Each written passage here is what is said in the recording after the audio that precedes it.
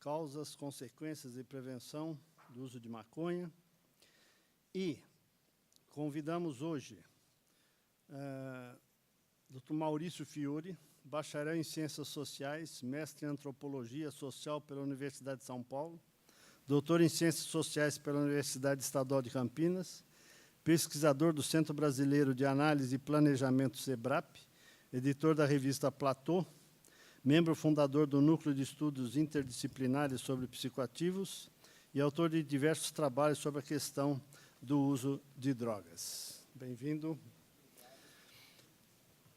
Em seguida, Ana Cecília Bezerra Carvalho, graduada em Farmácia pela Universidade Federal da Paraíba, com habilitação em Farmácia Industrial pela Universidade Federal da Paraíba. Especialista em Saúde Internacional pela Universidade de São Paulo e em Vigilância Sanitária pela Fundação Oswaldo Cruz. Mestre em Produtos Naturais e Sintéticos Bioativos pela Universidade Federal da Paraíba, doutor em Ciências da Saúde pela Universidade de Brasília, especialista em Regulação e Vigilância Sanitária da Agência Nacional de Vigilância Sanitária, e membro do Comitê Nacional de Política de Plantas Medicinais e Fitoterápicos e do Comitê Técnico Temático de Apoio à Política Nacional de Plantas Medicinais e Fitoterápicos da Farmacopeia Brasileira. Coordenadora da Câmara Técnica de Medicamentos Fitoterápicos, gerente substituta da área de registro de medicamentos fitoterápicos específicos e possui experiência na área de farmácia com ênfase na fitoterapia e regulação de fitoterápicos. Eu convido ela a vir à mesa para que a gente possa começar. Está lá.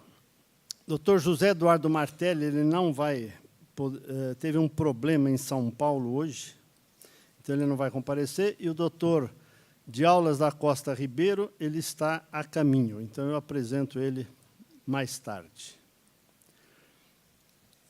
Então, nós temos um tempo. Nós vamos dar 25 minutos, né, para cada palestrante e depois abrimos para perguntas, ok? Com 5 minutos eu te dou um toque aí, tá bom? Bom dia a todas e todos.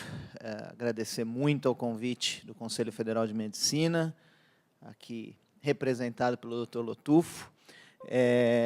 A presença de vocês pela manhã, né? Imaginei que seria mais do que qualificada essa plateia, porque essa plateia está com vontade realmente de discutir a questão da maconha. E eu tinha preparado uma apresentação, e o fato de ter assistido ontem, ao longo do dia, os debates, já me fez mudar a minha apresentação um pouco, porque é incrível como, estava até conversando isso com o Lotufo, como você tem aquilo que nas ciências sociais falam dispositivo das drogas, né? A palavra maconha, né, o tema maconha, ele desperta uma série de questões sociais, forças sociais, conflitos, que é muito difícil, inclusive, às vezes, organizar o tema, né? Você está falando de prevenção, vai para o uso medicinal, do uso medicinal vai para a legalização do que seria o uso recreativo. Então, não é que é um tema polêmico, ele é mais do que polêmico. Polêmico é um conceito raso, ele aciona muitas dimensões da discussão. O convite a mim foi feito um pouco para representar aqui as ciências sociais, né? Um olhar das ciências sociais, vamos dizer assim, não das ciências humanas, mas especificamente das ciências sociais. Então, acho importante situar para vocês que seria isso, né? Porque eu não sou um representante das ciências sociais, que, assim como no campo da medicina há conflitos, há controvérsias, no campo das ciências sociais também. As ciências sociais são 3, né, para quem não sabe: a ciência política, a sociologia e a antropologia. O meu campo específico é a antropologia, mas as 3 têm um diálogo muito intenso. E ainda, como eu disse ontem aqui, no meu pedido, né, que teve aquela discussão sobre ser ou não científica, né, nós temos as ciências sociais, assim como outras humanidades, a economia, a ciência do direito, da pesquisa em direito, a história, a geografia, tem um corpo, sim, científico, evidentemente, com peculiaridades metodológicas. E acho que isso é que faz ter a riqueza de uma discussão não só multidisciplinar, mas interdisciplinar. É a gente colocar, de fato, na mesa, como a gente quer fazer aqui, diferentes campos do saber, diferentes experiências sobre um fenômeno e não permitir algo que, infelizmente, é muito comum. E é isso que eu queria até começar dizendo para vocês. Nós, das ciências sociais, eu não posso, na discussão sobre drogas, em um evento específico que seja do campo das ciências sociais, ou que seja mais restrito à participação de médicos, alguma discussão, dar um exemplo prático. Estava na semana passada, semana retrasada, discutindo a questão dos jovens que trabalham no tráfico de drogas em São Paulo, e que são os jovens em conflito com a lei, né? Porque eles estão em medida socioeducativa.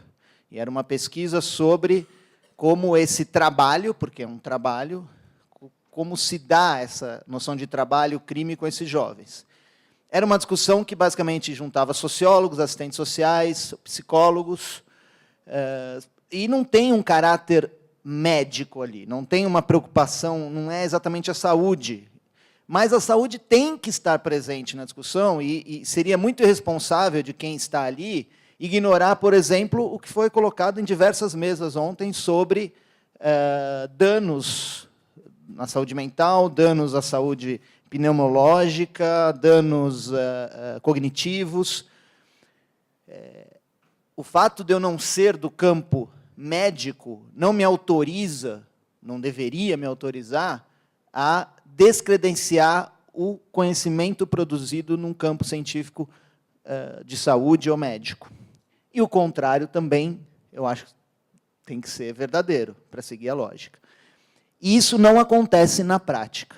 Acho que esse é o primeiro ponto que eu queria discutir com vocês.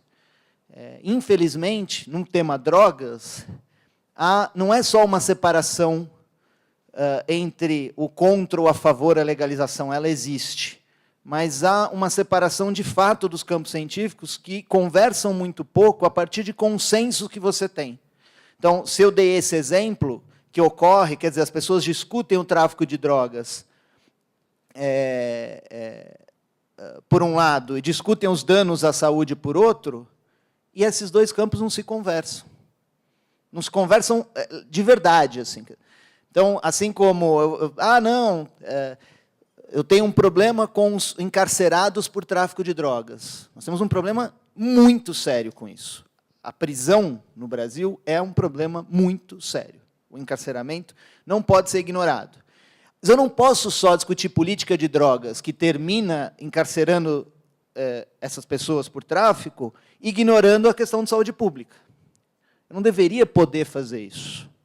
Mas também o contrário é verdadeiro. Por exemplo, foi dito ontem aqui pelo ministro questões relativas à segurança pública. Aumento de homicídio, diminuição de homicídio. Temos que ter cuidado, porque se a gente está apresentando resultados de imagem cerebral, de efeitos cognitivos a longo prazo, e nós, das ciências sociais, temos que ter cuidado analisando esse conhecimento, não se pode falar de segurança pública assim, não, proíbe aqui, diminui o homicídio. Não é assim que funciona. E tem um corpo de conhecimento científico sobre segurança, crime,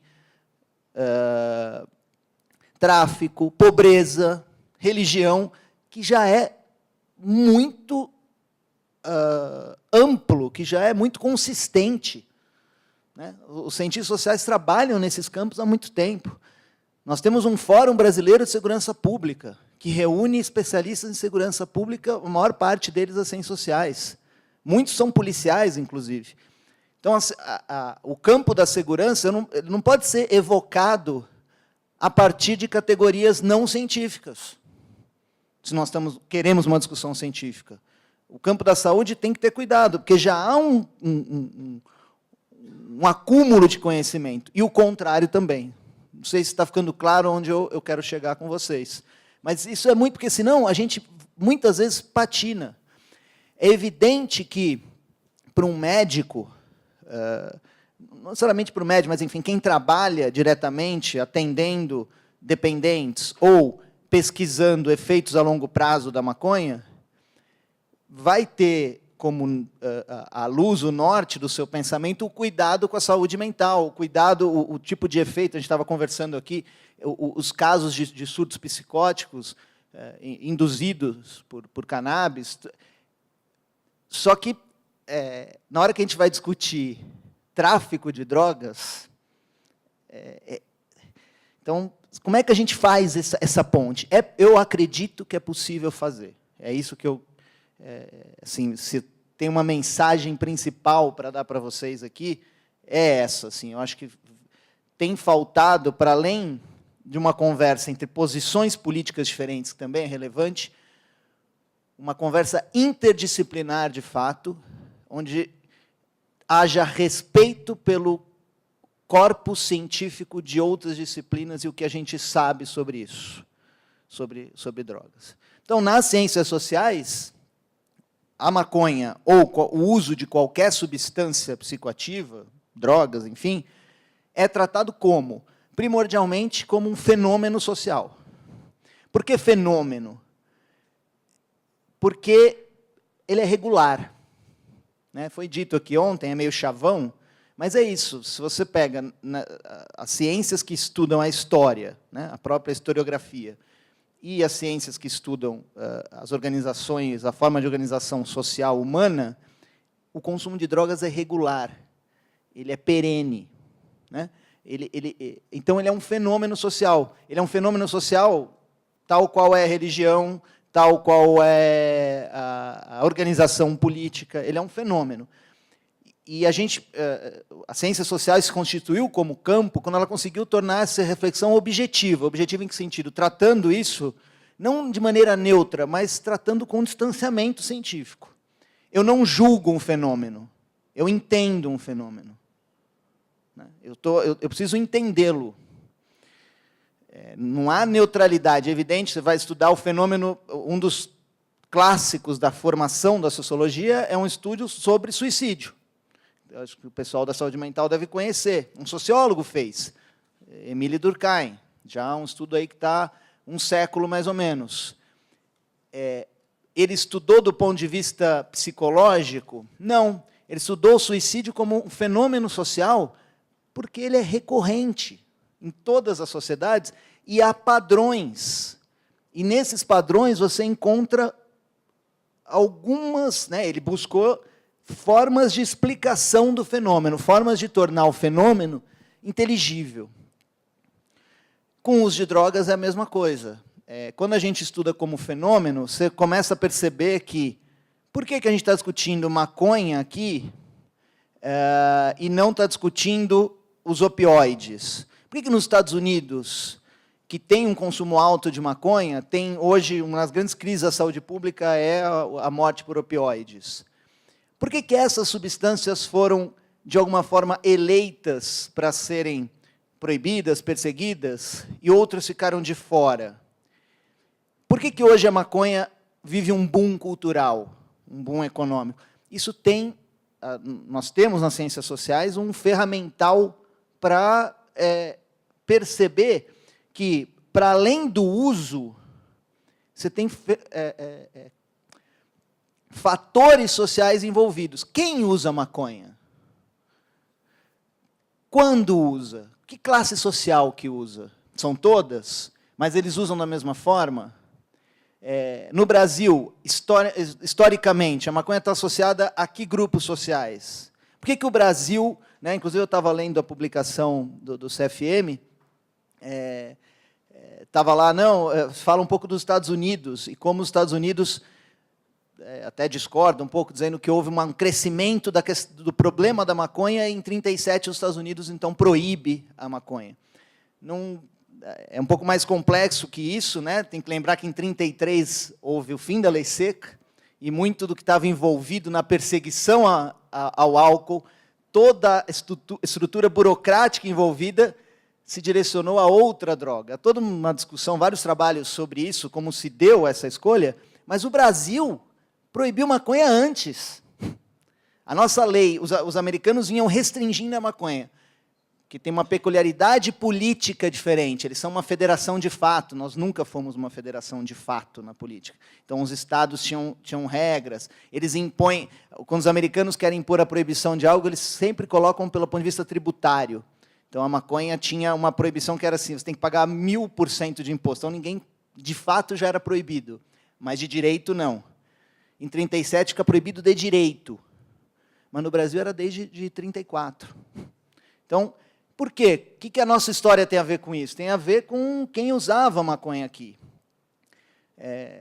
Ontem, por exemplo, ainda discutindo como as ciências sociais têm uma ferramenta de olhar diferente. Essa coisa de... Tem muita gente, e é totalmente verdade isso, tem dados para dizer, tem muita gente interessada em ganhar dinheiro com maconha. A famosa Big Cannabis. É evidente que tem. Né? É um mercado que está se abrindo, e nós vamos ter que pensar nele com muito cuidado, do ponto de vista da proteção da saúde pública. Só que, sociologicamente, não é por isso que a maconha vive esse momento, o seu ápice cultural hoje. É também relacionado a quem usa. Havia uma piada nos Estados Unidos, nos anos 60, que, com toda aquela perseguição, e depois que foi mais ainda reforçada no governo Nixon, né, de prender, da guerra contra as drogas e tal, mas dizia, olha, por enquanto é proibida, mas a maconha será legalizada em 30 anos, 40 anos. Ah, mas por quê? Porque todo estudante de direito hoje fuma maconha. Qual era a piada? A ideia de que, assim, esses caras estão sendo perseguidos agora aqui, no futuro, eles são usuários, eles vão estar em postos de comando, eles são elite econômica e cultural do país. Isso tem diferença. Né? A maneira como a gente trata a ayahuasca, né, que tecnicamente é o DMT, uma droga proscrita, é diferente da maneira que a gente trata outros alucinógenos. Isso tem a ver com a classe social de quem consome. Não dá para ignorar isso. Não dá para ignorar isso em saúde pública. Se você ignora que... se você pega, por exemplo, por que a cocaína, de algum jeito, ela assusta muito menos do que o crack? Um dos motivos é que o crack, você olha, são aquelas... a ideia do sujeito na rua, essa alusão ao que seria zumbi, né, que é exagerada, evidentemente, é estigmatizante, mas essa é a ideia. Agora, o consumidor de cocaína, ele estaria num outro lugar que pode até ser negativo, mas não é o mesmo lugar do usuário de crack. A substância é a mesma, como todo mundo sabe aqui. É só a maneira de consumi-la que é diferente, ou que tem impactos. Mas... Então,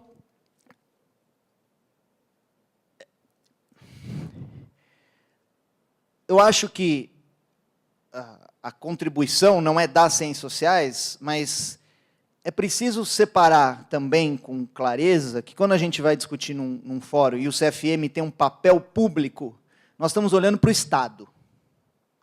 Nós estamos olhando política de drogas ou política sobre drogas. Quando a gente fala de política, a gente está falando de Estado. Por que essa separação é importante? Porque há uma certa confusão no debate entre Estado e sociedade. Sociedade é muito maior que Estado. O Estado não tem a capacidade de moldar a sociedade, porque ele foi criado pela sociedade. O Estado é uma forma social. É a maneira como nós encontramos historicamente de nos organizarmos. O Estado, ele pode influenciar a sociedade a partir de consensos que a gente tenha. E isso é o que a gente faz com política de drogas. E ele faz a partir de normas, de controles formais, escritos. A lei de drogas é um controle social do uso de drogas formal, colocado no lugar do Estado. Isso tem um papel, mas as ciências sociais já sabem que existem os controles sociais informais, os valores informais. A maconha, hoje, não mudou nada de 30 anos para cá na lei.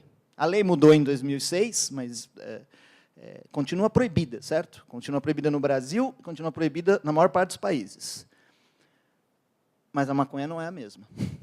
A maconha não é a mesma enquanto substância, como já foi dito aqui, e a maneira como nós encaramos a maconha não é a mesma. Quando eu era estudante do ensino médio ou da universidade, a relação entre maconha em sociedade brasileira era outra. Hoje há muito mais normalização do uso de maconha. Você anda por São Paulo, é frequente você sentir cheiro de maconha. O pessoal passando e fumando. Você vai dizer, houve um afrouxamento dos controles do Estado. A polícia... mas esse afrouxamento tem a ver com a própria polícia na sua prática, dizendo, bom, eu não vou ficar prendendo o garoto que está fumando. Por quê? Porque a sociedade começou a normalizar esse consumo, que volta a piada lá dos Estados Unidos. Se eu tenho um amigo que fuma, se eu conheço... então, aproxima, não quer dizer que está igual, aproxima a maconha do álcool. Isso, pensando do ponto de vista do Estado, pode ser bastante problemático, porque nós, do ponto de vista do Estado, não queremos que a maconha tenha impactos de saúde pública que o álcool e o tabaco tiveram. Só que a gente não pode ignorar o fenômeno dos controles informais e o fenômeno cultural da cannabis para fazer isso. Vamos pensar no tabaco. As regras endureceram? Endureceram. A gente não pode acender um cigarro aqui. Eu fiz faculdade fumando dentro da sala de aula. Fumava dentro da sala de aula. E eu estou velho, mas nem tanto. A professora fumava, o aluno fumava. Hoje isso é impensável, aqui acender um cigarro. Então, esses controles tiveram um papel muito relevante. Mas não foram só eles. Quer dizer, o Estado foi indutor. Ele passou a dizer, olha, a epidemia tabagista é insuportável do ponto de vista da saúde pública, o dano que ela causa. Então, qual é o papel que o Estado assumiu? É o contra-hegemônico. Ele disse, olha, eu estou enfrentando uma grande indústria, eu estou enfrentando um hábito disseminado, que é aditivo, ele produz dependência, e eu vou criar uma série de limitações. E eu vou tentar criar limitações que também, do ponto de vista cultural, propaganda, educação. Olha, se você fumar, você vai ter câncer, se você fumar. Mas também houve uma mudança cultural do tipo, é legal fumar hoje? Não, caiu essa percepção. O tabaco perdeu, na bolsa cultural ocidental, o tabaco perdeu o lugar que ele tinha. Quer dizer que parou? Não, mas perdeu esse lugar. Agora você tem novos desafios, cigarro eletrônico. Aí, está vendo? É um novo problema, porque aí os jovens encontraram um novo lugar que não é o do tabaco industrializado, que é consumir vaporizador. Aí tem a história, aparece um pendrive, ele é mais moderno. Novos problemas para a saúde pública. O Estado vai ter que, de novo, entender o que está acontecendo para agir. Por que isso é importante e tem a ver com a discussão de ontem? Que não adianta a gente ignorar ou dizer que o fenômeno não deve existir. Foi dito ontem aqui, um momento que eu até entendo que o sentido não era esse, que não existe uso recreacional de maconha. Lamento informar que não só existe, como vai existir, provavelmente, por muito tempo. Mas a medicina não admite que um uso é recreacional, recreativo. Não, você pode dizer que não há uso seguro. E a medicina, as ciências da saúde, têm um papel em dizer, por exemplo, com o álcool agora, dizendo, tinha um nível seguro. Não há nível seguro de consumo, porque eu não posso garantir que esse consumo não tenha um impacto. E eu não tenho como negar nas ciências sociais esse consenso científico. Agora, eu não posso dizer que não há uso recreativo, porque então as pessoas todas fumam maconha, estão fumando em busca de quê? Esse é um fenômeno social. As pessoas fumam maconha por prazer, porque gostam, porque alivia, por uma série de... Aí eu não tenho tempo aqui de a gente discutir, do ponto de vista das ciências sociais, tudo que tem de trabalho sobre maconha, sobre a questão do ritual, os controles informais que existem sobre maconha, porque quando você defende... eu defendo a legalização da maconha. Você vai lá na marcha da maconha em São Paulo, ou do Rio, as marchas que pedem a legalização, pergunta para a maior parte daquelas pessoas o que elas acham da legalização do crack. 3 minutos. Elas vão dizer, a maior parte delas, que são contra, e que odeiam o crack. Essa pesquisa, assim, essa enquete já foi feita. Aí tem uma briga, porque o pessoal mais ligado aos movimentos sociais de periferia fala, mas vocês só querem, então, a legalização da maconha para poder fumar e vocês não estão preocupados com o menino lá da periferia que está preso por tráfico de cocaína e crack? É basicamente isso. Eles veem o crack como uma droga negativa, ruim. Isso é um controle social informal, é um valor que a sociedade tem, onde os maconheiros não se consideram craqueiros. Eles não é só porque a lei diz que o crack é tão proibido quanto a maconha, não vou igualar maconha e crack. E como fenômeno social é assim. É assim que é, e é assim que vai continuar sendo. E o Estado não tem a capacidade, ainda bem, porque quando o Estado passa a ter a capacidade de normatizar completamente comportamentos sociais, o Estado se aproxima da sua forma totalitária. A Coreia do Norte deve ter poucos problemas com drogas. A gente nem sabe, porque eles também têm poucos problemas com informação, a gente não sabe. Se vocês querem ver um controle social informal que funciona, né? Você sai dentro, eu não posso admitir o uso de maconha porque ele é negativo. Não, mas ele existe. Não, mas então o que o Estado pode fazer? Tem um controle social informal que funciona bem. Nas prisões do Estado de São Paulo, não tem crack mais. Há algum tempo. Só tem crack nas prisões que não são administradas informalmente pelo PCC. Como 95%, 96% delas são, acabou o crack. Há mais de 15 anos. Eles resolveram o problema com o crack. O Estado está interessado em emular essa forma de enfrentar o fenômeno? Porque o PCC tem mecanismos de cobrar essa regra. Não nos parece ser o mais democrático. Então, finalizando já, que está acabando o meu tempo, eu não estou fazendo aqui uma fala política dizendo, então, se você diz que o fenômeno do consumo de maconha vai existir sempre, você está dizendo necessariamente que, fazendo um pleito pela sua regulamentação? Necessariamente não. Eu, pessoalmente, trabalho nesse tema há muito tempo e defendo, pessoalmente, a regulamentação do consumo não só da maconha, de outras drogas. A tentativa de não enfrentar o problema pelo ponto de vista da proibição.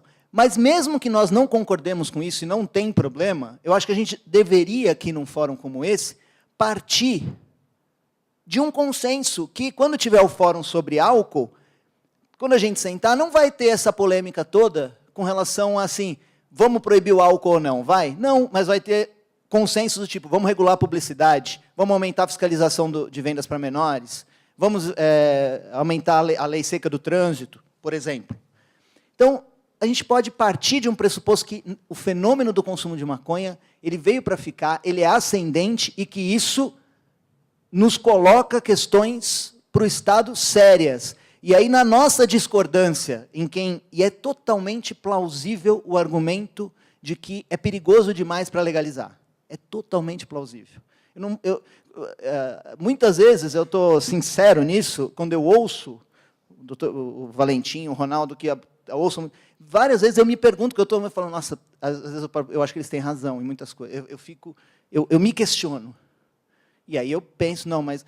Porque tem muitos argumentos plausíveis. Isso não deveria nos impedir de encarar esse fenômeno, e aí pensar qual é a melhor política. Talvez tenham razão que a melhor política não era regulamentar, mas aí a gente pode discutir. Mas se a gente não partir desse ponto comum, eu acho que fica uma patinada, onde fica um fórum inteiro, onde parece que quem é contra precisa mostrar que a maconha tem muitos danos, como se quem estivesse do outro lado de lá não soubesse. E quem também defende a legalização fica dizendo, não é tão ruim assim, é bom. Isso pode ter efeitos muito negativos, como na ideia de que eu estou fumando remédio. Isso é sério. Isso é sério mesmo. Acabou? Então, era um pouco isso. Não sei se eu fui confuso nessa apresentação, mas a minha ideia era passar um pouco incômodo, mas uma crença que eu tenho de um debate mais propositivo e menos polêmico no sentido raso do termo. Obrigado. Obrigado, Maurício. Nós vamos ter tempo aí de debates. E agora convido a Ana Cecília, já apresentada, para conversar para a gente sobre o olhar do regulador.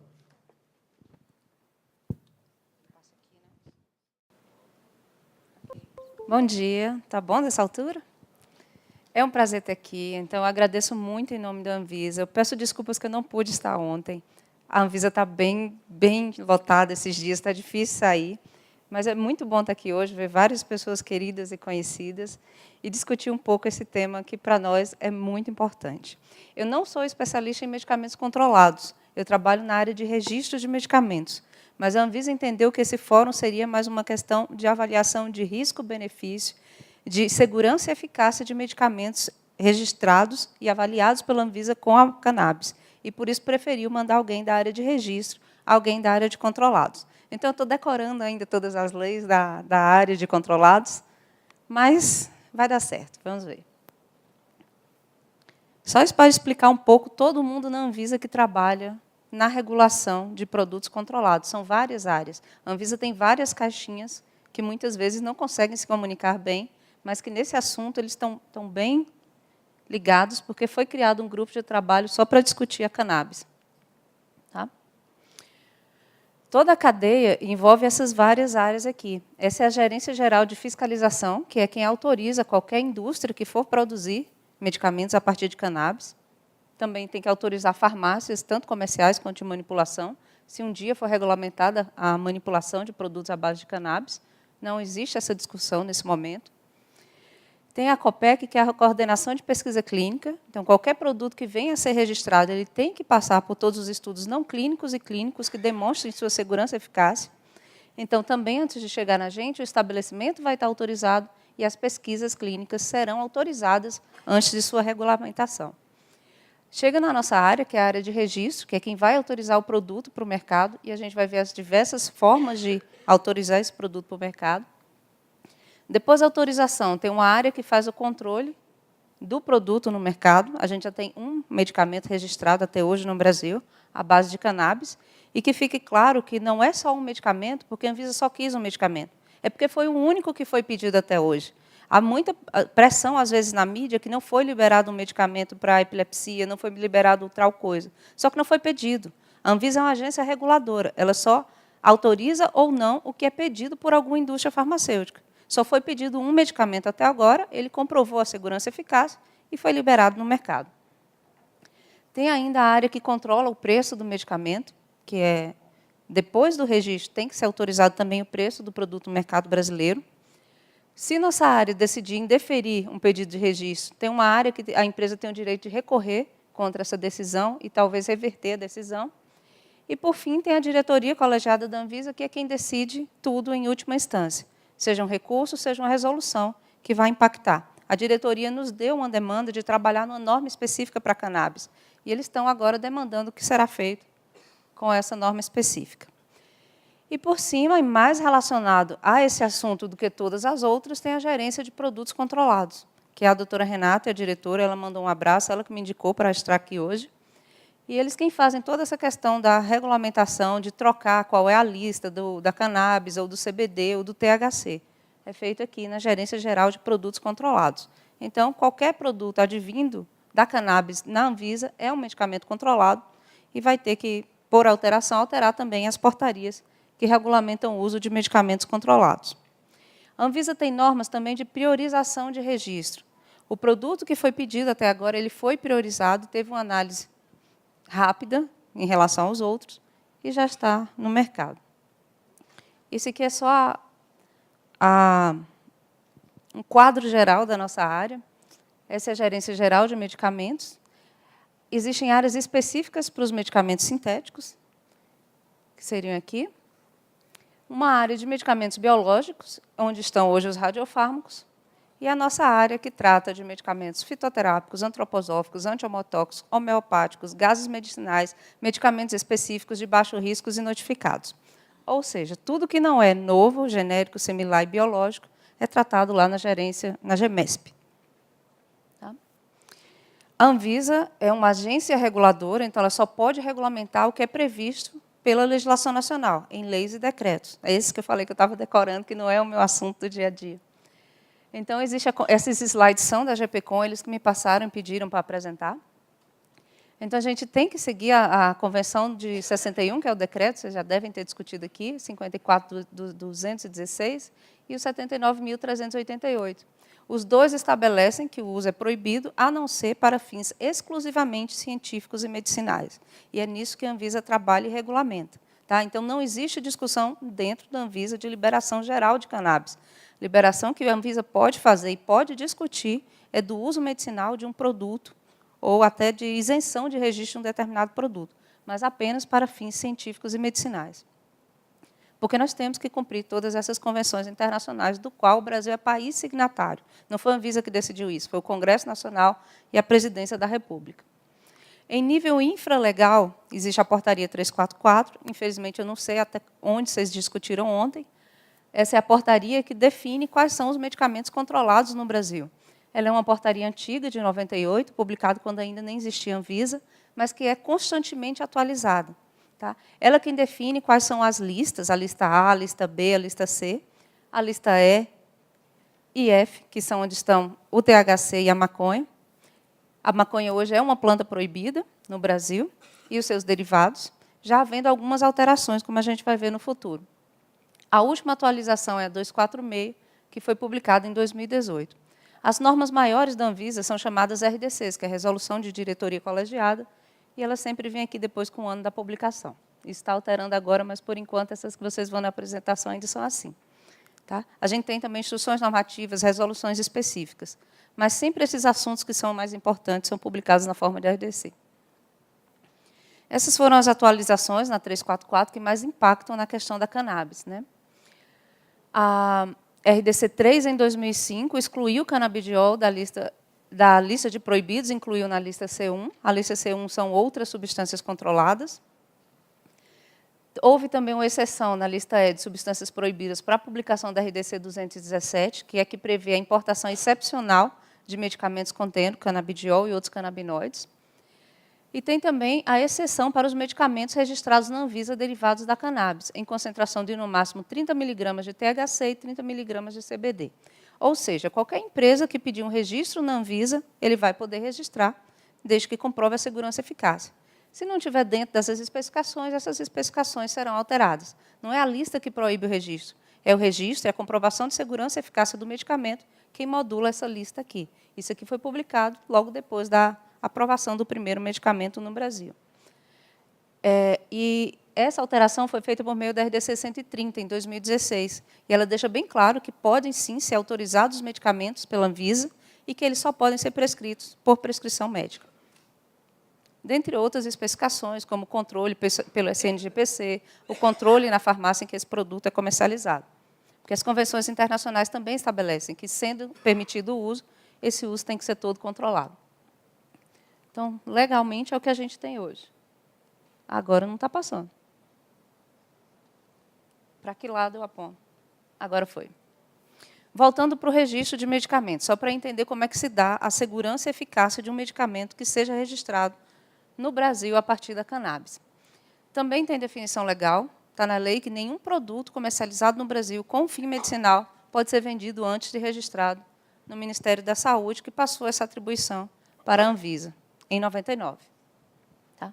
Nós temos hoje 3 possibilidades de registro de um medicamento obtido a partir da cannabis na Anvisa. Uma é como medicamento novo, ou seja, eu vou sintetizar uma molécula similar a uma molécula presente na cannabis sativa. Então, se esse medicamento é obtido a partir de síntese ou semissíntese, ele tem que ser registrado como um medicamento novo. Você também tem a possibilidade de isolar uma substância da cannabis, ou isolasse o CBD, isolasse o THC. Essa substância isolada seria registrada como um medicamento específico. Específico é aquele tipo de medicamento que não está em nenhuma outra classe. É a carga residual, que não é biológico, que não é genérico, que não é similar. A gente vai ver as normas rapidinho já já. E, por fim, se eu faço um extrato da planta inteira, ou até concentrado de determinadas partes da planta, mas eu não tenho uma substância isolada, você vai registrar esse produto em medicamento fitoterápico. É por isso que eu estou aqui, eu trabalho no registro de fitoterápicos. Tá? Fitoterápico hoje é qualquer medicamento obtido a partir de planta medicinal. Então, qualquer produto que venha com extrato de maconha a ser registrado na Anvisa, ele vai ser entendido como um produto obtido de um extrato de qualquer outra planta. Não há diferença na legislação. Passou a questão legal de poder ter uso medicinal, a cannabis é entendida para a nossa área de registro do mesmo jeito que o guaco, do mesmo jeito que a espinheira santa, como qualquer outra planta. Não existe diferença legal. Ele tem que comprovar todos os requisitos de qualidade, segurança e eficácia. A diferença é que é o fitocomplexo, é o todo. Num extrato de cannabis, eu tenho vários canabinoides, eu tenho até 4.000 substâncias ali ativas, sem contar as não ativas. E, por isso, essa complexidade tem uma categoria específica, que é na de medicamento fitoterápico. Os medicamentos específicos, por definição legal, são todos aqueles tecnicamente obtidos e elaborados, com finalidade profilática, curativa ou paliativa, não enquadrado em qualquer outra categoria. Ou seja, não cabem nas outras categorias definidas, vão ser registrados como medicamento específico. E uma dessas categorias que não cabem nas outras é a de fitofármaco, que é quando eu isolo uma substância da cannabis. Então, o produto que tem registrado hoje em dia, ele é um extrato concentrado em THC e CBD. Então, por isso, ele foi registrado como medicamento específico. E, por fim, a definição de medicamento novo é um medicamento com um insumo ativo não registrado anteriormente no país. Seus isômeros ou mistura de isômeros, ésteres, éteres, complexos ou demais derivados igualmente não registrados. Todos os medicamentos novos são com princípios ativos sintéticos e semissintéticos e são registrados em outra área lá da Gerência Geral de Medicamentos. Os fitoterápicos específicos são conosco, e os sintéticos são na área de medicamentos novos. Tá? Então, resumidamente, o novo vai ser sintético ou semissintético, o específico é uma molécula, um grupo de moléculas isoladas do extrato vegetal, e o fitoterápico é o todo, é um extrato do todo da planta. O registro de medicamentos é uma concessão de comercialização, ou seja, a empresa tem o direito de comercializar por cada 5 anos e tem que autorizar essa renovação a cada 5 anos. A Lei 6360, que é quem rege o registro de medicamentos e a vigilância sanitária, diz que a Anvisa tem que regulamentar esses produtos, saneantes, insumos, alimentos, produtos para a saúde, cosméticos e medicamentos. E é aqui que entrariam todos os produtos com fim medicinal ou terapêutico. A lei também diz, ou seja, o que está em lei, a Anvisa não pode mudar, a gente só pode regulamentar, que o produto, através da comprovação científica de análise, seja reconhecido como seguro e eficaz para o uso a que se propõe. Ou seja, eu tenho que comprovar a segurança e eficácia. E possua identidade, atividade, qualidade, pureza e inocuidade necessárias. Então, se eu vou registrar, por exemplo, o medicamento que tem registrado hoje em dia, ele tem que comprovar quanto ele tem de CBD, quanto ele tem de THC e qualquer outro contaminante que possa ser tido nessa purificação que foi feita a partir da cannabis. Também se tem previsão legal de não pode ser registrado um medicamento que não tem em sua composição substância reconhecidamente benéfica do ponto de vista clínico ou terapêutico. Então, não dá por simplesmente chegar. Algumas empresas chegam até a gente e dizem, olha, tem 4.000 pessoas que usam meu produto já há tanto tempo.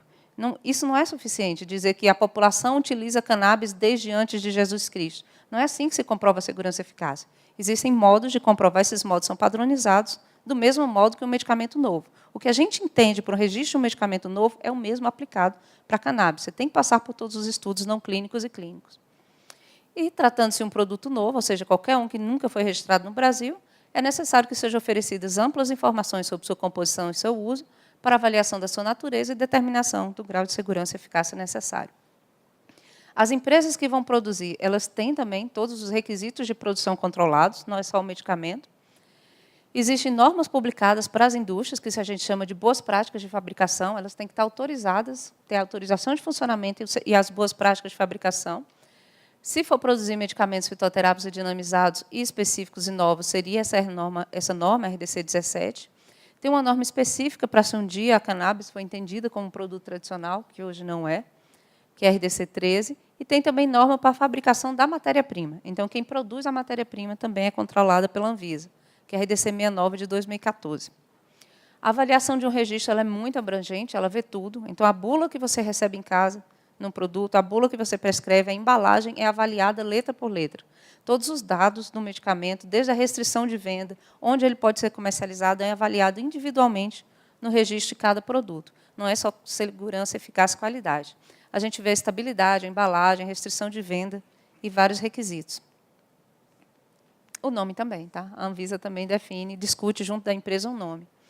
Aqui são algumas especificidades em cada uma das 3 categorias.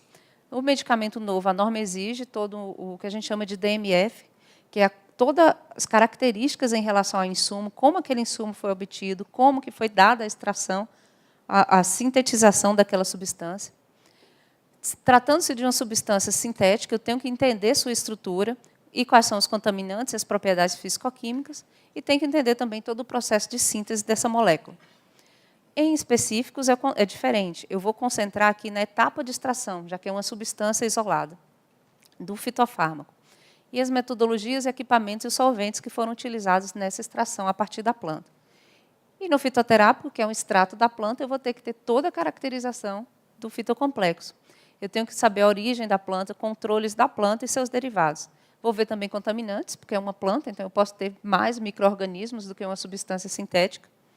E também a gente vai avaliar a equivalência de todos os extratos que são utilizados no registro. Muito resumidamente, esse é o Guia de Toxicologia Não Clínica.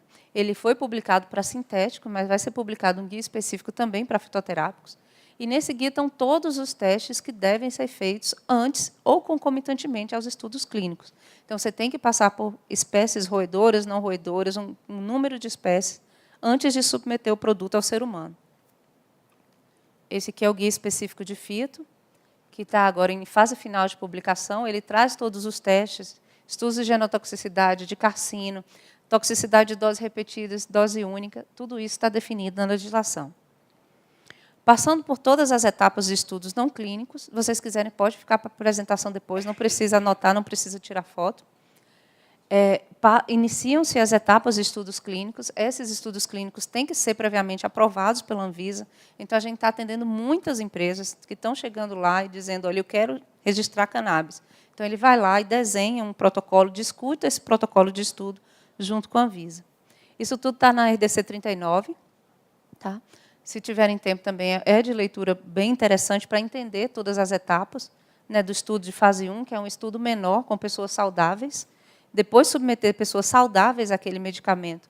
Eu coloco aqui o estudo de fase 2 para um pequeno grupo de pessoas que tenham aquela doença, para ver como o medicamento se comporta em pessoas com a doença. E depois você tem o estudo terapêutico ampliado, que é aquele medicamento testado num grupo maior de pessoas. Depois do estudo de fase 3, normalmente pode-se pedir o registro. E continuam-se os estudos de fase 4, que são os de pós-comercialização. Tem-se agora a norma de doenças raras, prevê que, em casos de doenças raras, eu posso conceder o registro aqui, antes da fase 3. Né? Então, tem regulamentação para tudo isso, e quem gosta dessa área tem bastante coisa para discutir. Aqui são essas especificidades que eu estava falando. Num caso de um medicamento novo, pode, excepcionalmente, aceitar estudos de fase 2, concluído estudo de fase 3 iniciados em doenças graves e sem alternativas, e alguns casos, fase 3, não aplicáveis, e fase 2 podem ser suficientes.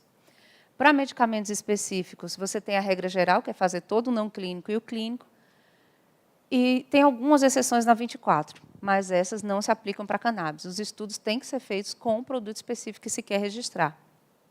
Tá? Do mesmo modo, no fito, você pode até trazer dados de outros extratos, dados de utilização de cannabis, mas você tem que ter estudos não clínicos e clínicos com o produto específico que você quer registrar.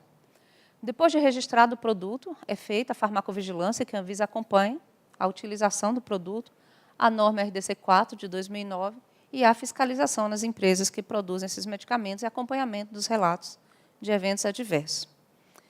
Para quem gostar depois, não dá tempo da gente discutir, esse aqui é o exemplo só para medicamento fitoterápico. Então, sempre vai ter uma regra de registro que segue a Lei 6360, e várias regras específicas para orientar como é a bula, como é a rotulagem, o estudo de estabilidade para dizer quanto tempo o medicamento pode ficar sendo comercializado, as regras de restrição de venda, se ele é de venda sob pressão médica ou não, as normas de boas práticas de fabricação, a validação dos métodos de controle, para mostrar que aqueles métodos realmente mostram o real valor de dosagem de identificação, as normas para os insumos e as normas de boas práticas clínicas, além da de publicidade e pós-registro. E ainda tem normas específicas para detalhar como é o registro de cada uma dessas coisas.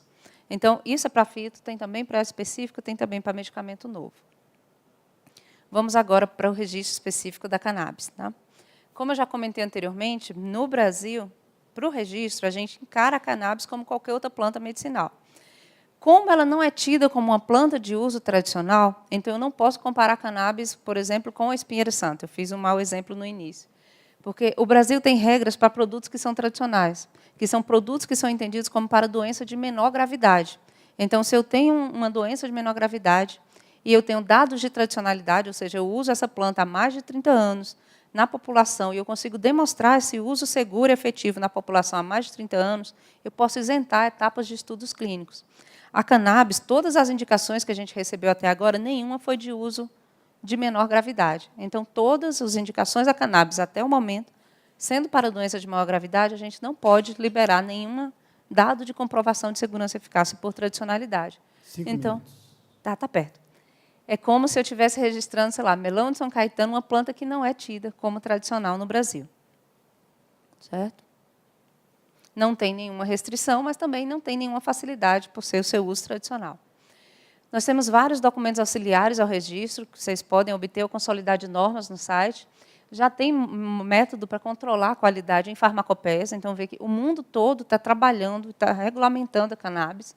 Vários países já têm normas específicas, tem leis específicas, que é supra-agência, e já tem metodologia na farmacopeia japonesa, na chinesa e alemã, porque as principais agências do mundo estão também regulamentando cannabis. Vai ser incluído em breve também na farmacopeia brasileira, já tem também monografias que não são farmacopeicas, que aqui padronizando o controle de qualidade de cannabis, e nós temos também um guia de orientação para o registro no site da Anvisa.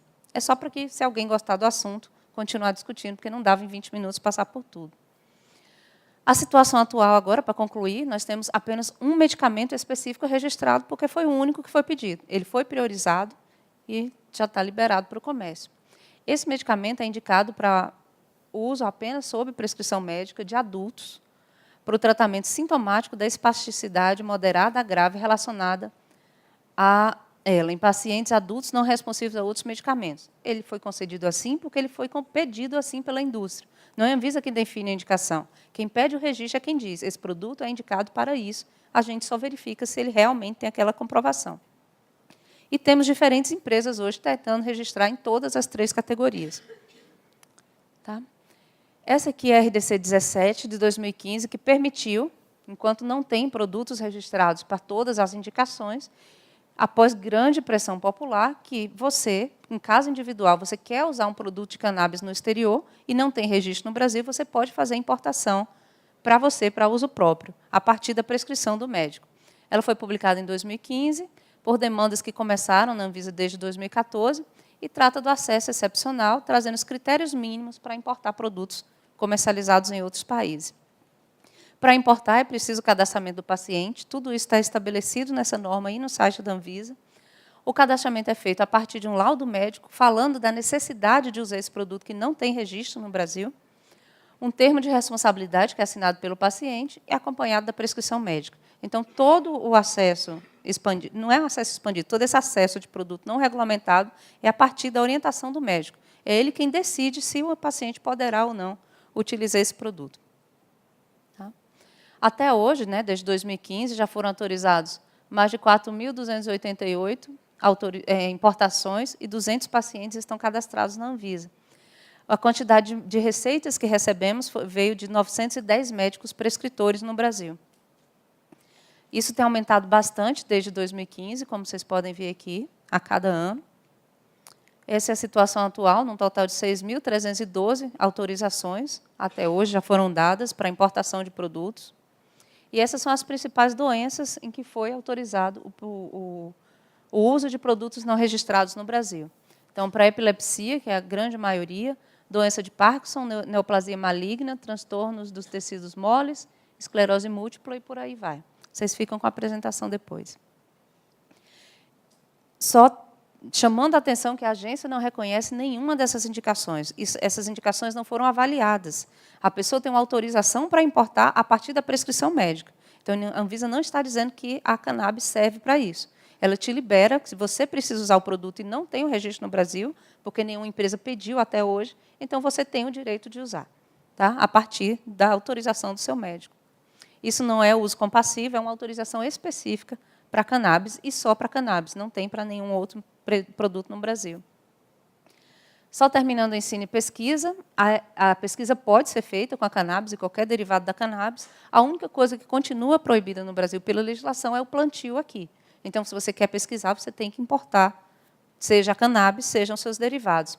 Então, o uso para pesquisa é permitido para todas as substâncias controladas, exceto contendo o CBD, extratos contendo CBD requerem as autorizações especiais de importação. Mas isso tudo já está definido e é sempre priorizado quando chega na Anvisa. A RDC 99 trata da autorização especial para aula e pesquisa. Eles têm um trâmite priorizado e a autorização vale por 1 ano, podendo ser renovável. E ela é necessária para pesquisa com CBD ou com as plantas. É isso. Muito obrigada. Desculpem a correria, mas eu queria tentar passar tudo. Muito obrigado, Ana. Nosso próximo convidado seria o José Eduardo Martelli, que é um gestor público por formação, atuando na área desde 1991, passando por todas as esferas do governo. E ele não vai poder comparecer, que ele teve um problemão hoje lá em São Paulo, e eu vou contar um pouquinho a história do Eduardo Martelli, que a gente conhece como Dedé Martelli. Ele tem uma vida, ele mora no interior, fica em São Paulo de segunda a sexta e tem uma vida bastante complicada, e é um camarada que costuma jantar 11 horas da noite, e passando pela rua onde ele mora, ele encontrou um indivíduo classe média na rua, drogado, e ele atendeu esse camarada, deu alimento a ele, tal. E na semana seguinte ele encontrou outro, e na terceira semana encontrou outro, e ele falou, puxa, eu preciso fazer alguma coisa em relação a isso. E ele montou uma ONG, junto com o irmão dele que esteve aqui ontem, que chama Free Mind.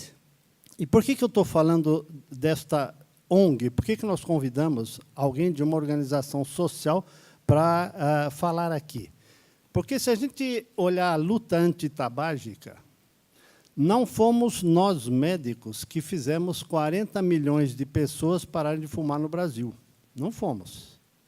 Foi um trabalho capitaneado por muita gente, inclusive organizações sociais, como, por exemplo, a CTBR, que todo mundo conhece, Associação de Controle do Tabagismo no Brasil, que, em 2009, fez um projeto com verba do exterior, com verba da Fundação Bloomberg, e fez uma enquete no Brasil para saber se a gente queria, por exemplo, que tirasse o cigarro dentro do restaurante ou não. Então, esse trabalho... Hoje, o Brasil é o 4º país em número de ex-fumantes no mundo. Nós somos reconhecidos internacionalmente pelo trabalho de controle da AIDS e pelo trabalho do tabagismo.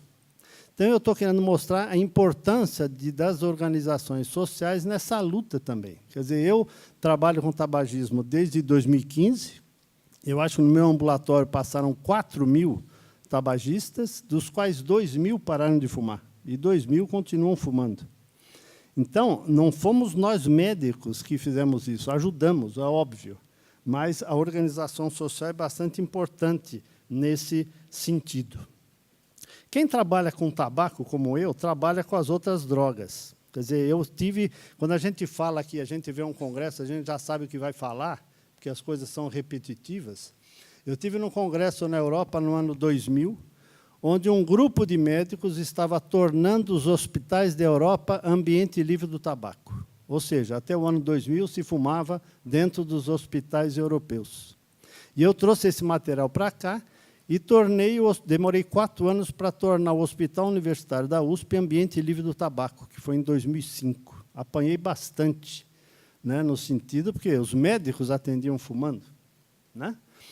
E hoje a gente tem aí um trabalho grande na história da prevenção. Quer dizer, eu brinco que eu sou um pediatra que se perdeu nas drogas, no sentido do lado de cá, né? Tentando colocar na mesa do pediatra a importância dele trabalhar o que a gente chama de aconselhamento breve sobre drogas. Quando o ministro ontem falou que estava abrindo aí 11.000 vagas de tratamento, e eu fiz uma pergunta a ele sobre, e a prevenção? Né? Quanto custa 11.000 vagas para internar o pessoal da droga?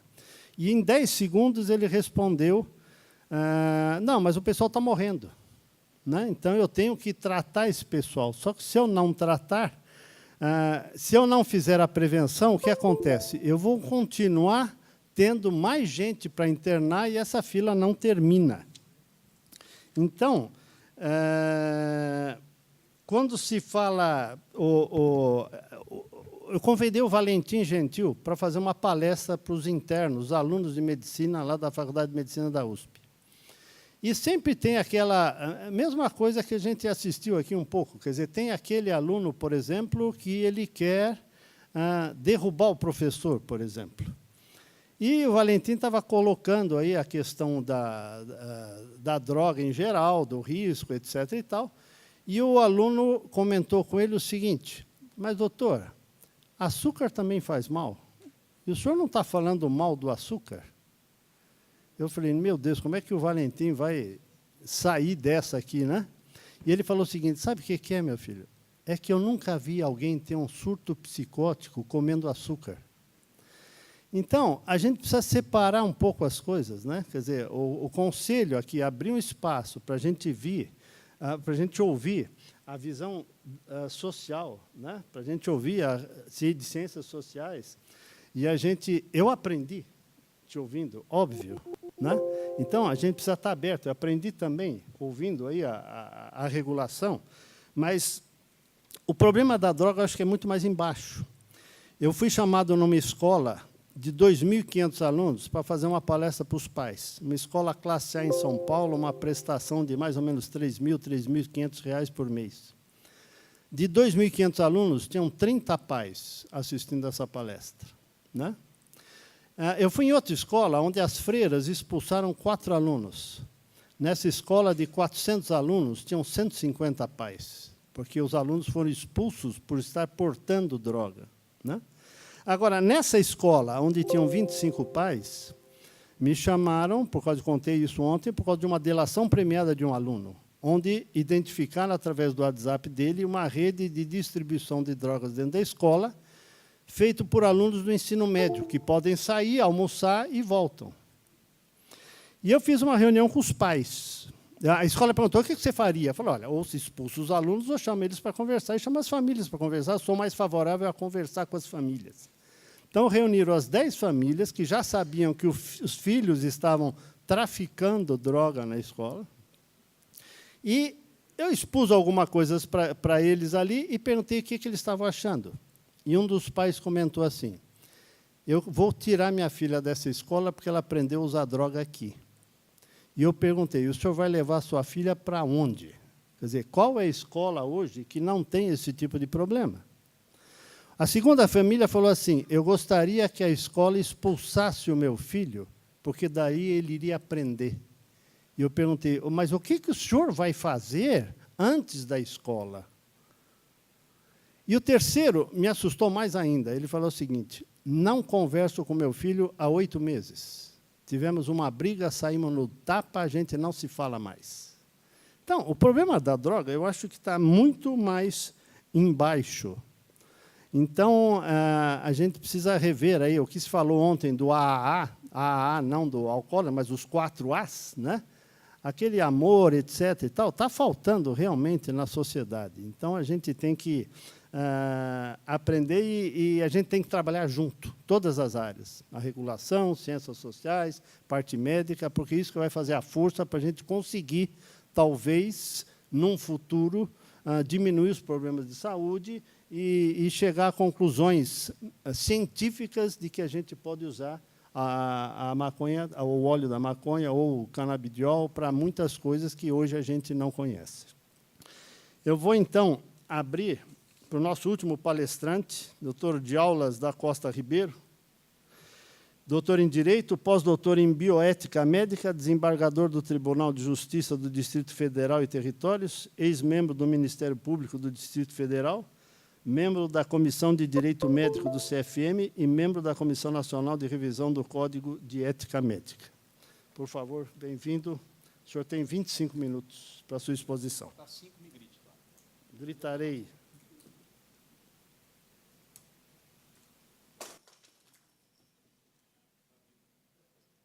Muito bom dia a todos.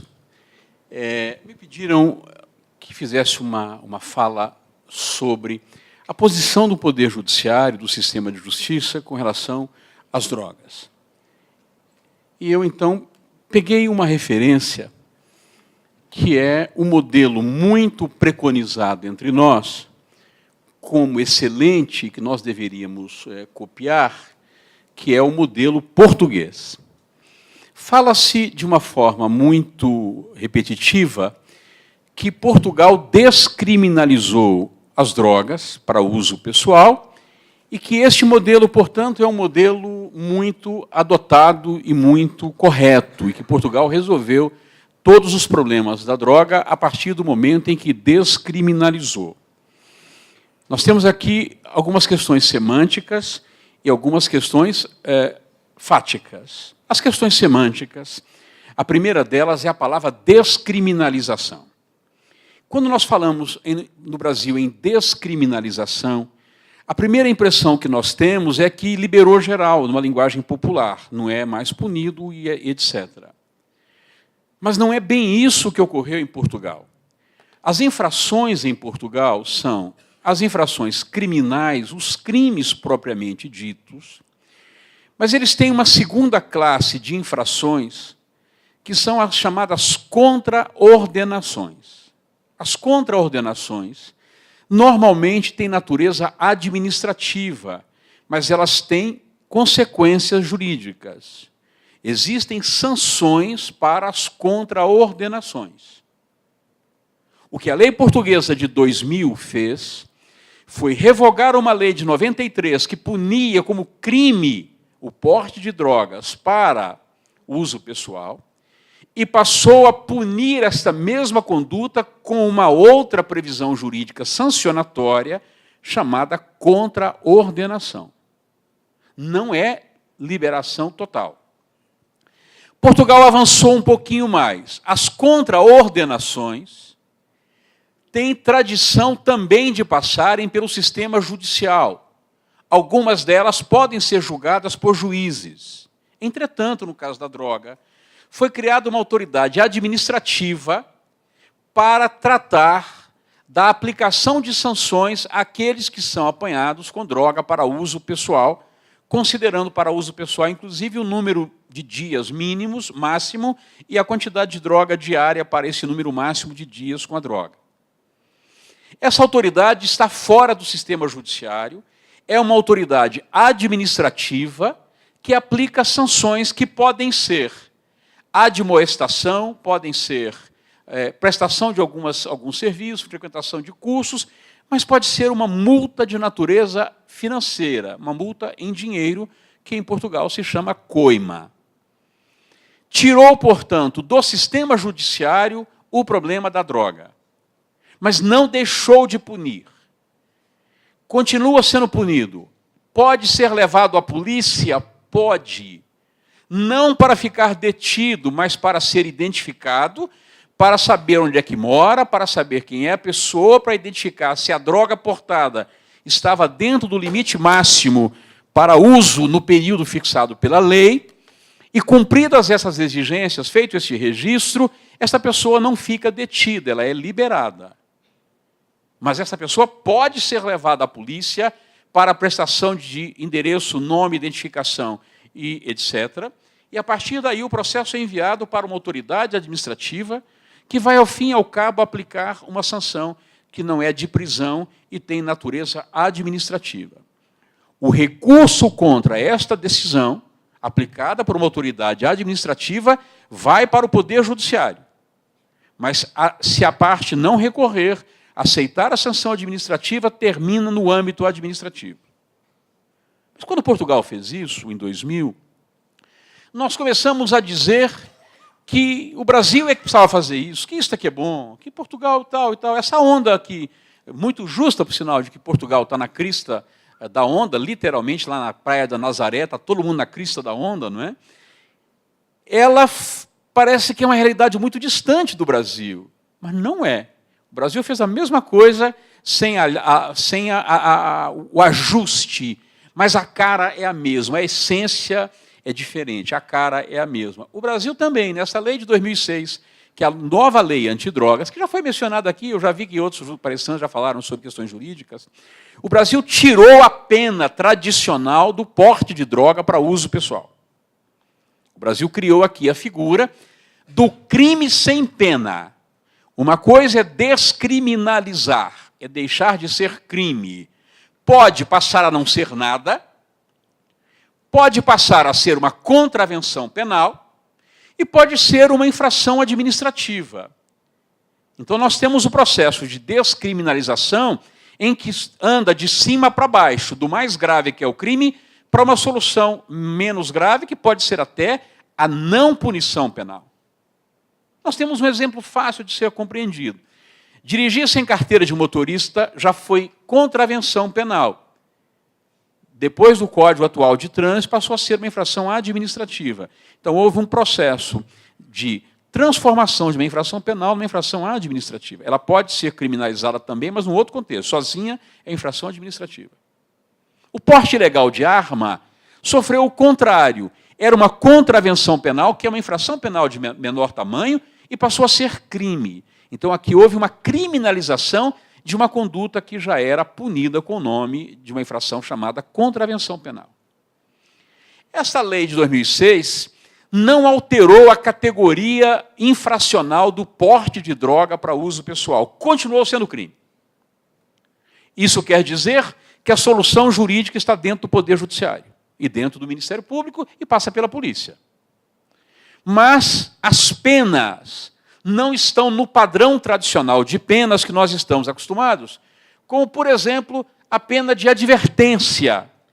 Imagine se nós aplicássemos pena de advertência para o feminicídio. O sujeito, essa madrugada, eu estou de plantão, essa madrugada eu só acordar às 4 horas da manhã, porque um sujeito deu 2 facadas na mulher e teve a cara de pau de impetrar um habeas corpus às 4 horas da manhã para dizer que só deu 2 facadas e que ela nem morreu.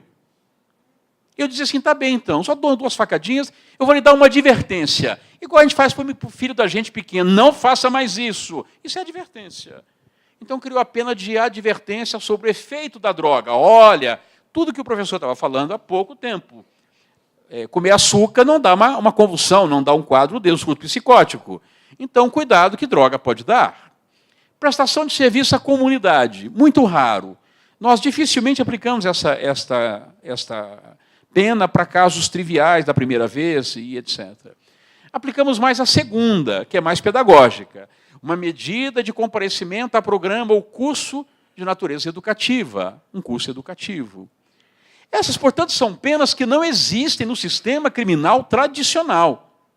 Elas foram criadas para o uso de drogas, o porte de drogas para uso pessoal. E aqui tem uma questão de natureza jurídica muito estrita. O direito penal não deve ser usado como único instrumento de contenção de condutas, que nós chamamos de prevenção primária. O direito penal não é a solução mais indicada para impedir práticas de algumas condutas. Mas, entretanto, é a porta mais fácil que os legisladores encontram para tentar inibir algumas condutas, que é criminalizando. Criminaliza que acaba. Não é verdade isso. Há uma falência total deste modelo, e este modelo das drogas é a falência do modelo falido. Porque nós estamos punindo condutas que não têm nenhuma repercussão se você isolar o fato. Nós punimos a posse de droga para uso próprio, independente da pessoa estar usando. Se ela tiver com a droga no bolso da calça, no bolso da camisa, em algum lugar, ela pode dizer, não, eu estou só transportando, vou levar para enterrar lá em casa essa droga. É crime estar com a droga no bolso.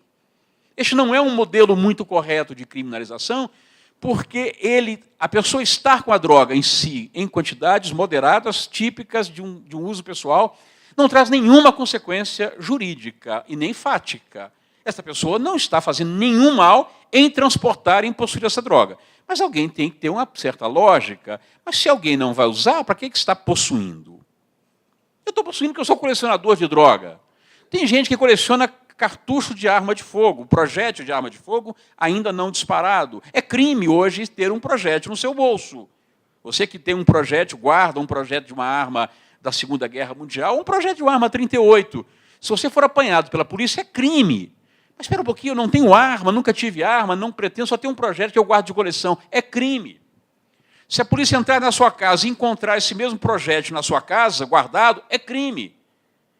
Então, isso aqui um equívoco legislativo de punir a posse de algumas situações, como a posse de drogas, nem de arma eu falo, mas a posse de uma arma, mesmo que ela não tenha munição, também é crime. Então, nós começamos a usar este modelo da posse com política pública, política muito mais social do que uma política de direito penal.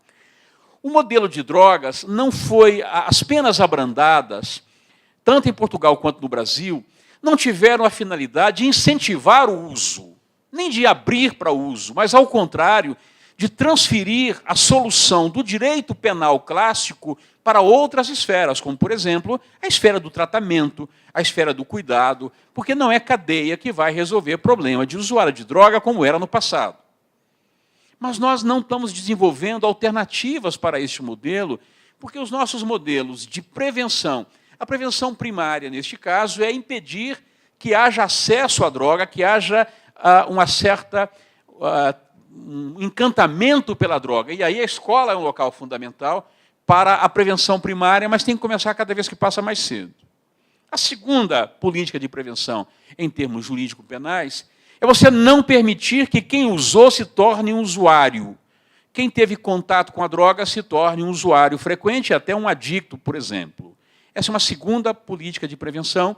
E uma terceira e última política é tentar tirar quem já entrou e já é adicto em sair das drogas. Então, existem 3 frentes aqui para trabalharmos, e o direito penal não resolve nenhuma delas. Ou seja, o direito penal não impede que uma criança de 4 anos de idade comece a ter contato ou simpatia pela droga. Não impede que alguém que teve contato se transforme em usuário. E não corrige e trata quem já é dependente e volte a ser livre de drogas. Então, o direito penal não faz nenhuma dessas políticas. Portugal fez uma política complementar, que funcionou muito bem nos primeiros momentos, hoje já nem tanto. Mas, quando a política foi inaugurada, com aquele momento de euforia da inauguração da política, funcionou muito bem. Eu falo isso porque eu vivi lá acompanhando a inauguração da política, eu fui acompanhar em loco a inauguração da política, funcionou muito bem. Portugal começou primeiro fornecendo seringas para usuários de drogas injetáveis. Havia um local, eu tenho inclusive as seringas, eu me passei por usuário para trocar e pegar a seringa, e ela era tão simpática que vinha até com um lencinho e vinha uma mensagem: não suje a sua camisa, depois de usar, limpe o local da injeção. Então tinha um lencinho para você limpar o local que injetou e tal. Por quê? Porque Portugal percebeu que era muito mais barato dar seringa do que tratar pessoas soropositivas nos presídios pelo compartilhamento de seringas. Então, a política econômica é que entrou com a boa aparência de uma política pública, de saúde pública. Ao fim e ao cabo, o que nós temos percebido hoje é uma simpatia muito grande que a maconha tem trazido para o nosso ambiente. A maconha passou de vilã para mocinho, ou seja, deixou de ser o vilão da história e passou a ser o mocinho. E passou a ser o mocinho com um momento muito fácil de nós sermos captados por esse mocinho, que é a maconha cuidando de crianças com as epilepsias refratárias em geral, os óleos de canabidiol e daí por diante. Então, neste momento, a maconha começa a ter uma cara de uma senhora muito simpática, de uma velhinha mal falada, mas que, na verdade, é uma vovozinha maravilhosa, e que está todo mundo defendendo essa senhora como uma benfeitora da humanidade. E eu estou de pleno acordo com isso, e nós, inclusive, no nosso tribunal, autorizamos aqui recentemente um plantio aqui em Brasília, neste recurso em sentido estrito, para uma família que tem uma pessoa com 17 anos de idade, com um quadro muito complexo, e este quadro só pode ser tratado com, inclusive, a infusão da fluorescência. Colhe-se a flor, faz-se uma infusão e a pessoa aspira essa infusão e tem grandes melhorias. Ela saiu de 90 convulsões por dia para um número bastante reduzido e tem tido bons resultados. E o Tribunal de Justiça, o nosso tribunal, autorizou, o caso é este aqui, ele é parcialmente público, esta parte que eu vou mostrar é pública, onde o tribunal autorizou o plantio e o manejo pela família. Esse plantio e manejo é controlado, e esta família tem um número máximo de pés que pode plantar, e ela tem orientação para fazer o descarte das partes não utilizadas, e é monitorado tanto pela vigilância sanitária, quanto pelo próprio Tribunal de Justiça e a sua equipe médica, que fazem visitas regulares à família para, nessas visitas regulares, acompanharem muito mais o descarte, o consumo do que está sendo feito e etc. Portanto, essa é uma decisão humanitária muito recente, determinando que as autoridades públicas do Distrito Federal, aquelas que estão sob a nossa jurisdição, não prendam, não perturbem, não criem dificuldades a esta família, que está autorizada a manter o plantio para o tratamento.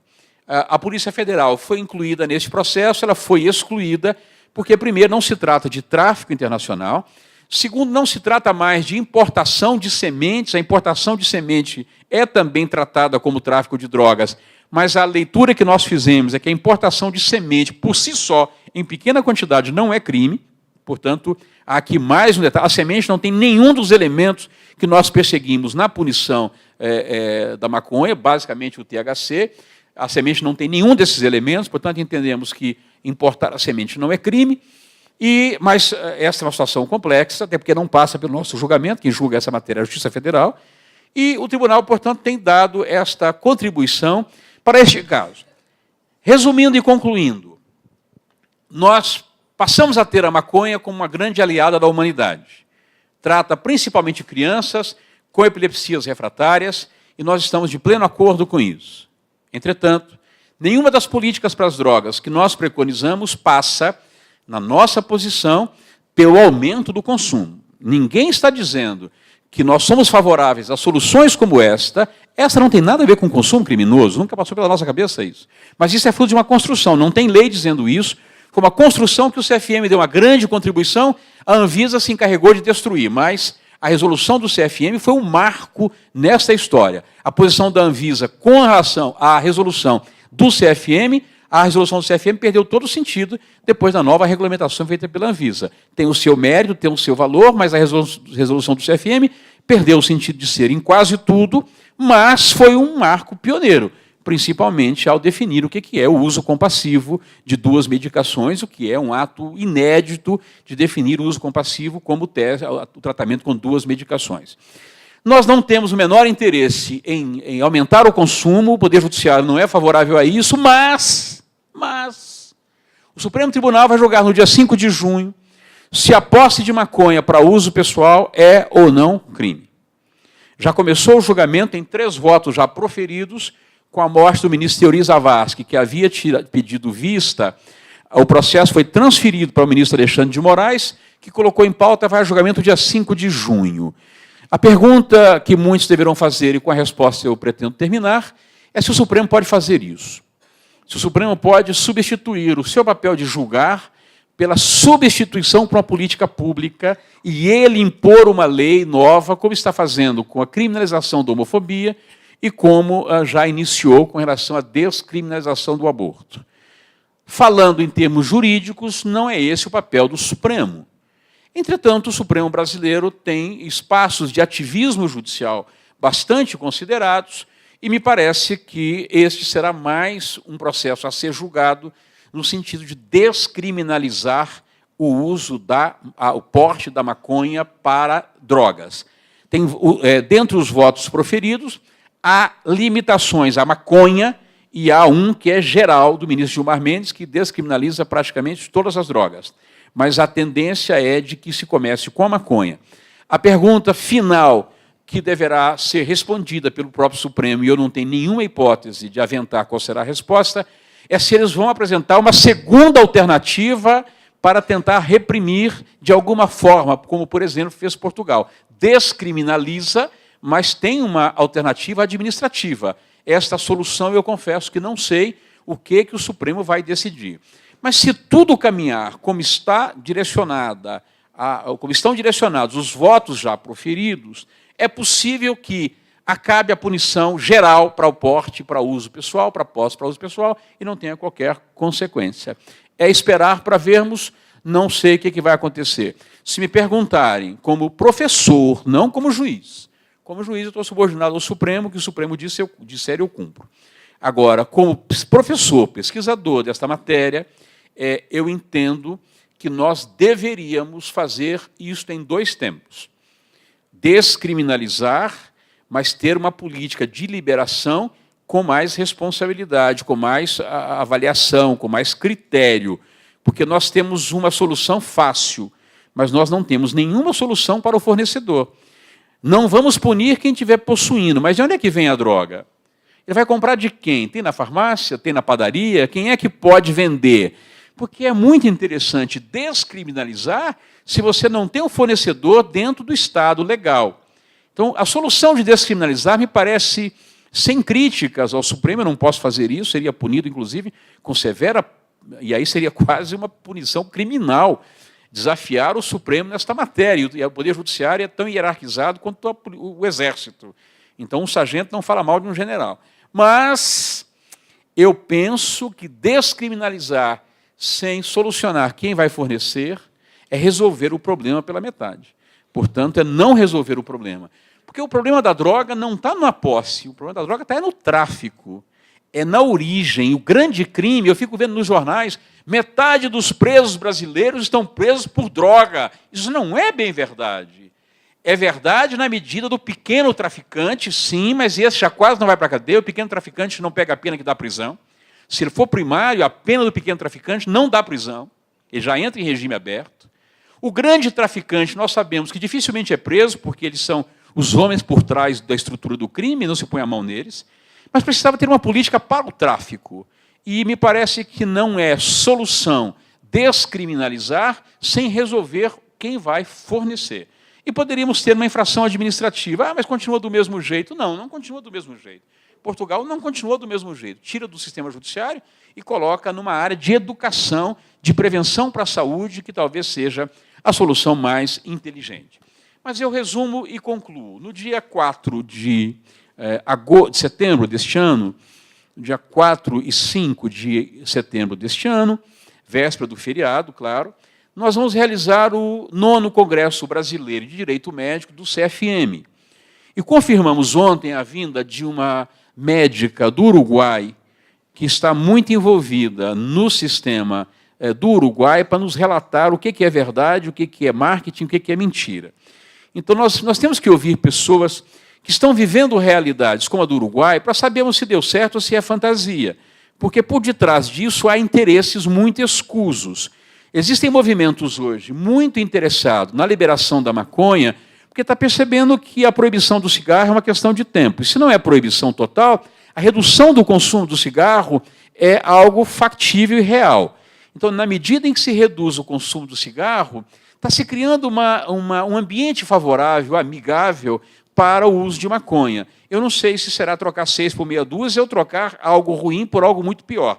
Portanto, ficam aqui essas elucubrações, essas análises, e até alguns pensamentos, se nós estamos no caminho certo para liberarmos tudo e não temos solução para o fornecedor, não temos plantios legalizados, não temos o modelo uruguai. O modelo uruguai começa do plantio até a venda e até o consumo. Então, é um modelo mais estruturado. O nosso modelo, como quase tudo que é feito no Brasil, é de improviso. Nós vamos liberar, mas não paramos para pensar nas consequências, e eu tenho visto trabalhos excelentes, que o doutor Salomão, por exemplo, é meu fornecedor de trabalhos excelentes nessa matéria, tem me mandado todas as semanas, ou todos os meses, ou com muita frequência, de estudos muito recentes, científicos de grande qualidade, com cientistas brasileiros, que com certeza andaram aqui por este evento, falando dos estudos mais recentes e a gravidade e os grandes malefícios que a maconha faz às pessoas. Portanto, não me parece que esse discurso do canabidiol sirva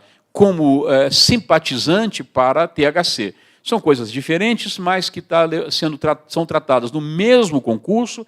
A Anvisa liberou a importação do THC, ou seja, para uso medicinal, também está liberado, mas o nosso receio é de que se misturem todas essas situações. Enquanto não se misturar, o Poder Judiciário vai continuar fazendo isso. Nós vamos continuar liberando para uso medicinal, não vamos dar trégua para o uso recreativo enquanto o Supremo não nos obrigar a dar trégua para o uso recreativo.